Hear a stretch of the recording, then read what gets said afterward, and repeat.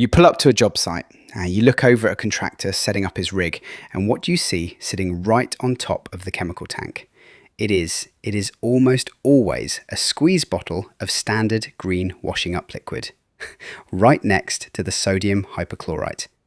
The thinking seems simple enough. You want foam, you want Klingon vertical render, so why not just squirt in a bit of cheap dish soap from the local supermarket? Well, here is the problem.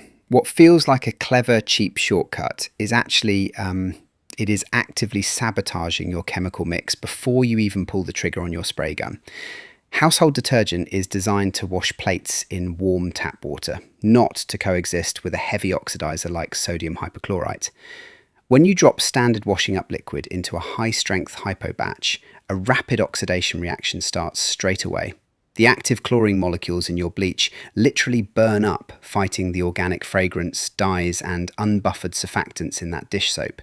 I actually tested this exact thing on a job site years ago because I kept seeing contractors swear by it. We mixed up a batch using standard washing up liquid, pulled out our chemical test strips, and checked the active strength immediately. Within 15 to 20 minutes in that tank, the active SH concentration had dropped by nearly 40%. Think about what that means in real terms. You think you are applying a effective 2% soft wash solution to clean red algae off a wall, but by the time it travels through your hose and hits that render, you are spraying a diluted, broken down 1.2% mix. Oh, and as a bonus, the solution turns a murky, sludgy brown and starts off gassing toxic chlorine gas right in your workspace. Now, some guys will look at that batch and say, "But Mark, look at all the bubbles. It creates this massive head of foam on the wall." But that bubble foam is pure optical illusion. High volume dish soap foam is mostly trapped air. It sits on top of the surface, creates huge soapy bubbles, and then within about 90 seconds, it completely collapses and drains off vertical K-rend, taking your active chemicals straight down to the floor without ever penetrating into the deep pores of the render where the biological spores are actually rooted. To actually keep a soft wash chemical where it belongs, you have to understand surface tension. Water by itself has a surface tension of around 72 dynes per centimetre.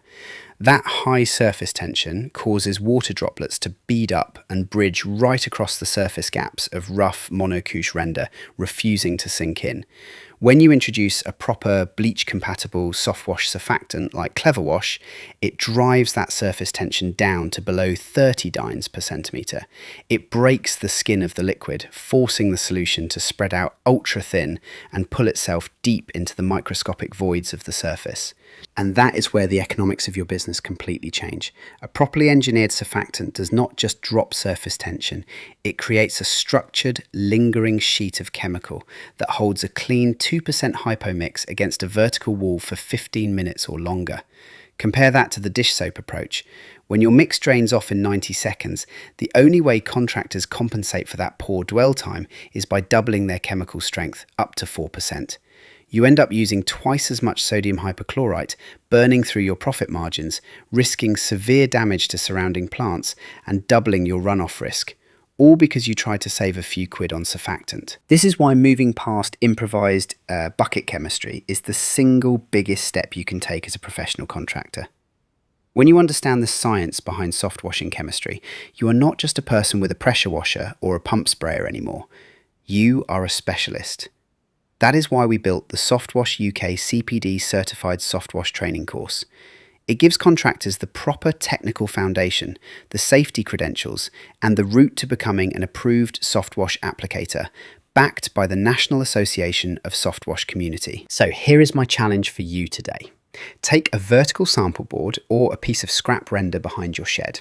Spray your current dish soap mix on one side and spray a properly proportioned mix with a dedicated softwash surfactant on the other. Watch how long each one stays pinned to that vertical surface. Once you see the difference in dwell time with your own eyes, head over to softwashing.uk, grab the proper gear, check out our training, and let us build your business the right way. Cheers for listening, and stay safe out there.